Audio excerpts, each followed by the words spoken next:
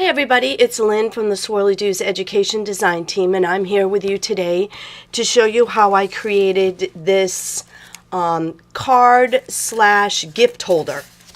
Now, when I make the one that we're going to do today, I'm actually going to flip this so that it's on the inside.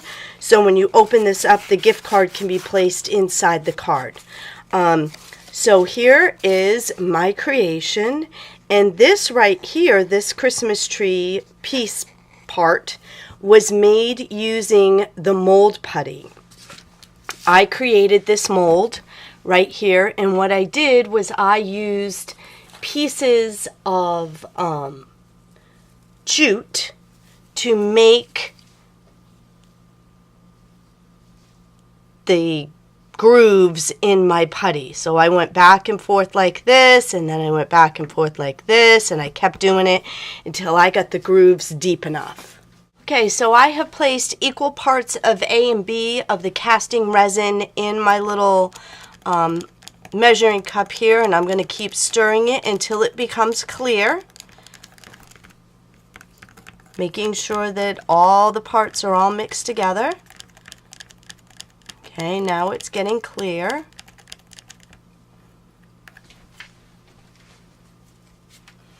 So now what I'm going to do is I'm just going to pour this into my mold. Now the one thing that I did find is that you don't necessarily want to pour tons, and here's where my problem is it kind of runs out of it. Okay, so here we have it. I've poured it in. I do have overage, and if I can find some type of putty that I can use in these low areas to fill that in, that would be fabulous. But sadly, I am all out of putty at this point in time. So we're just going to let that dry. So now that we have our resin setting up over here, we're going to make the base of our card slash gift card holder. So what I have is this oversized vanilla tag that's put out by Ranger. And what I did was I folded a little pocket about 3 inches up from the bottom.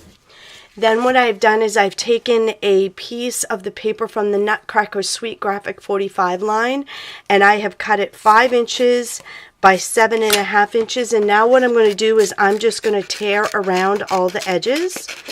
On my original tag, I used the Distress It All, but because it is so early in the morning, for the sake of my children, I'm not going to do that to them today.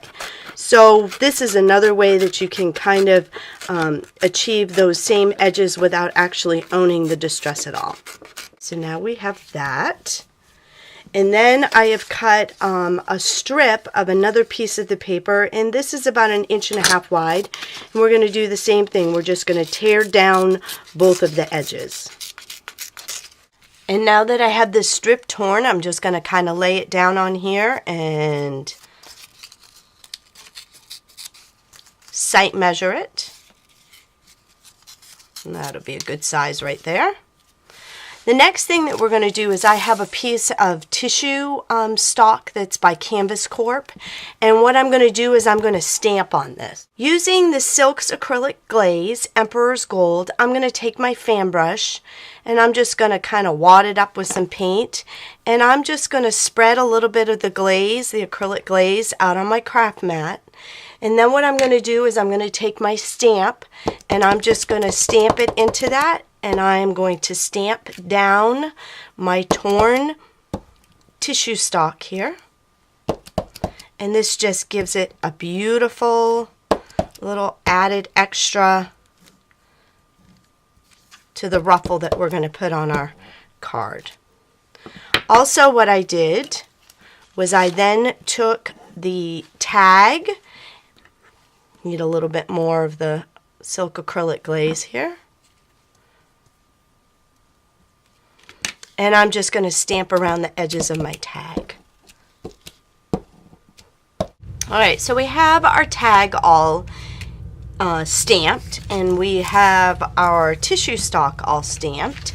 So now what I think I'm going to do is I'm going to go around the edges of all of my pieces parts with Gathered Twigs Distress ink. Give it a little bit more of a vintage look.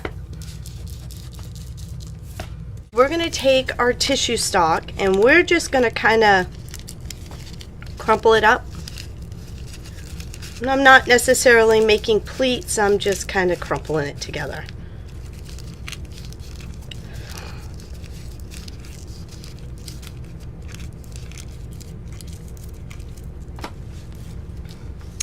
And then what I'm going to do is I am going to run a line of my 3-in-1 adhesive down the side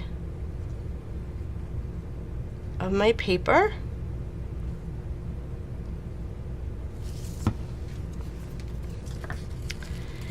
And I'm going to put one end down here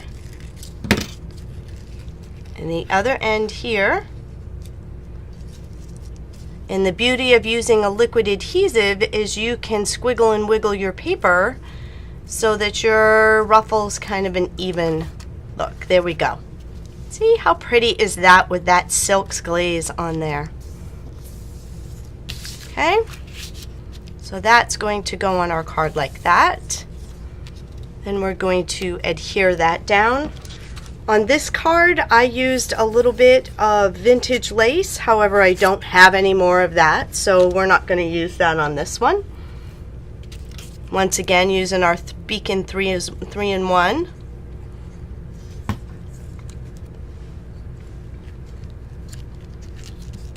Okay, so the card is starting to come together. Now, when I made this, I find that the best time to cut your resin is right after you've taken it out of the mold. And if you have to do any tweaking with anything that you've made, buttons, or you need to kind of clean up around the edges, it's best to do it when you have first taken it out of the mold and it's still a little bit pliable.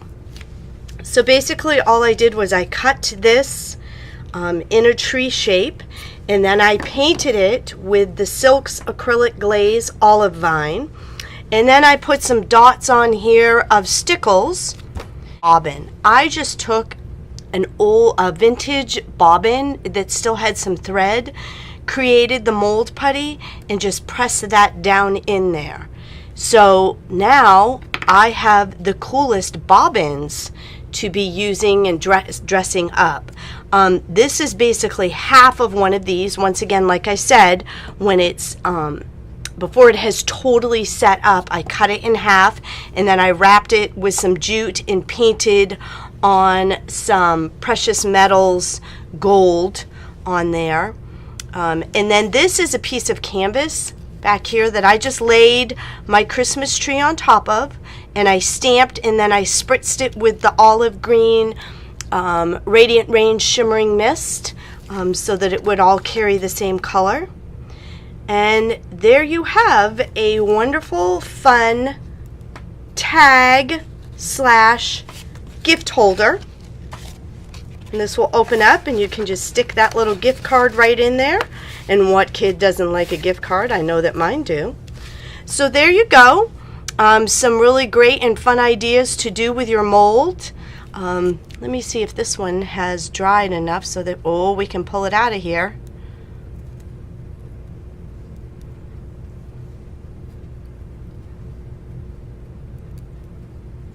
And actually, these are getting to be more and more like the original. This first one that I poured, I got a little overzealous, and I had been able to block up the holes, and as you can see, the entire background is all filled in.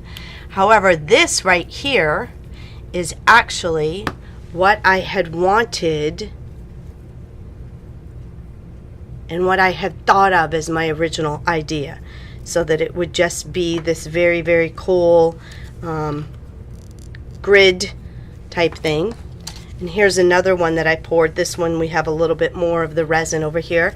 But this is the beauty of what you can do with these molds, and how fun is that? Painted, this would be a great background on something. So there you go. I hope you've had fun with this video today, put on by swirlydoos.com and the Education Design team. And I hope you have a fabulous creative day.